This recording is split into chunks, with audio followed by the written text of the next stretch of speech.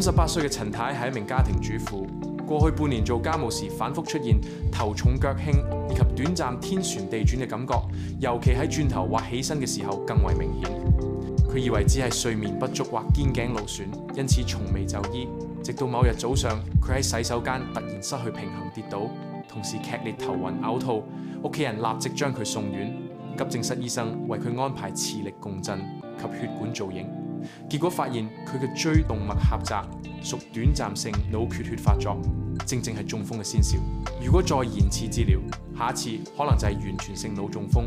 造成永久性語言障礙、肢體癱瘓甚至致命。陳太接受抗血小板藥物、血壓管理及生活調整後，症狀逐漸改善。醫生提醒佢，頭暈並非小事，可能源於內耳疾病、頸椎退化、心臟問題、血壓異常、糖尿病、低血糖，甚至腦腫瘤或者中風。忽視症狀，只會錯過黃金治療時間。